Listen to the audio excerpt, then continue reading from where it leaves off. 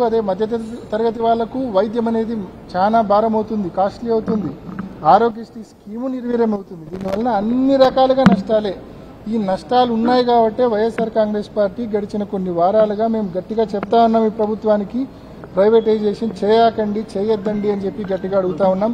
ఇప్పటికైనా ఈ ప్రభుత్వాన్ని మనవి చేస్తా ఉన్నాం. ఈ ప్రైవేటైజేషన్కి ఏదైతే టెండర్లు పిలిచారో ఆ టెండర్లను వెనక్కి తీసుకుని ప్రభుత్వ మధ్యలోనే ఈ మెడికల్ కాలేజీలు రన్ చేయమని చెప్పి గట్టిగా డిమాండ్ చేస్తా ఉన్నాం. సార్, ఒకవేళ మెడికల్ కాలేజీలు ప్రైవేటీకరణ రద్దు చేయకపోతే వైఎస్ఆర్ కాంగ్రెస్ పార్టీ తరఫున రాబోయే రోజుల్లో కార్యాచరణ ఏ విధంగా ఉండబోతుంది? దీంట్లో ఇప్పటికే పార్టీ స్టూడెంట్ విభాగము, యూత్ విభాగము యాక్టివ్గా దీని మీద నిరసనలు తెలుపుతా ఉంది. పార్టీ మొత్తం దీన్ని ఓన్ చేసుకుని ఫైట్ చేస్తూ ఉంది. రాబోయే రోజుల్లో ఈ నిరసనలు ఇంకా ఉధృతం పెంచుతాం. అంటే కార్యకర్త నుంచి మా పార్టీ అధ్యక్షుడి వరకు ప్రతి ఒక్కరూ దీని మీద ఫైట్ చేయబోతా ఉన్నాము.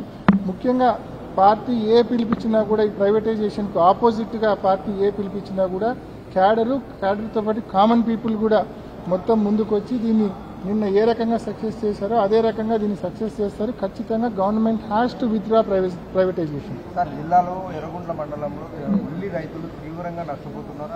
అయినప్పటికీ కూడా రాష్ట్ర ప్రభుత్వం గిట్టుబాటు ధర కల్పించడం లేదు. అలాగే వర్ష ప్రభావం వల్ల ఉల్లి రైతులు తీవ్రంగా నష్టపోతున్నప్పటికీ రాష్ట్ర ప్రభుత్వం ఎటువంటి చర్యలు తీసుకోవడం? ఉల్లి రైతుల విషయంలో ఈ ప్రభుత్వ తీరు ఎంత అధ్వానంగా, ఎంత ఘోరంగా ఉందంటే నిజంగా చరిత్రలో ఎప్పుడు కూడా ఇంత ఘోరమైన రేట్ల పతనం లేదు. కోవిడ్ అయిపోయినాక రేట్లు పతనమైతే దాదాపు రేట్లు 1200కో 2000కో వస్తే ఆ రోజు జగన్మోహన్ రెడ్డి గారు గవర్నమెంట్ ముందుకు వచ్చి మార్కెట్ ఇంటర్వెన్షన్ చేసి 4000 రూపాయలకు ఆ రోజు కొన్నారు. 4000 రూపాయలకు కొన్నారు. అంటే 40 రూపీస్ పర్ కేజీ కొన్నారు ఆ రోజు. ఇవాళ ఉన్న పరిస్థితి ఏంటంటే 1200 రూపాయలు, అది కూడా లేదు, 1000 రూపాయలు, 800 రూపాయలు. ఎంత ఘోరంగా రేట్లు పతనమైనాయంటే గవర్నమెంట్ ఏం చేస్తా ఉందో అర్థం కావడంలా.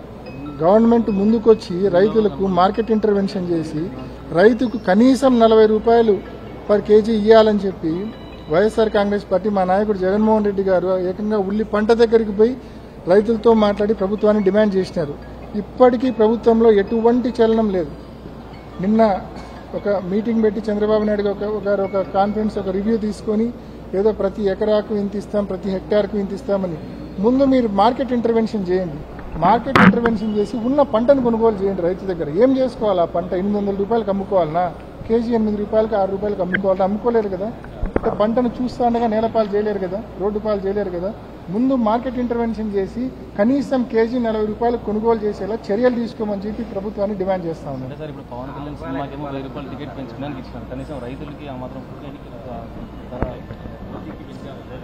ఓజీకి 1000 రూపాయలు టికెట్ ఫిక్స్ చేశారు.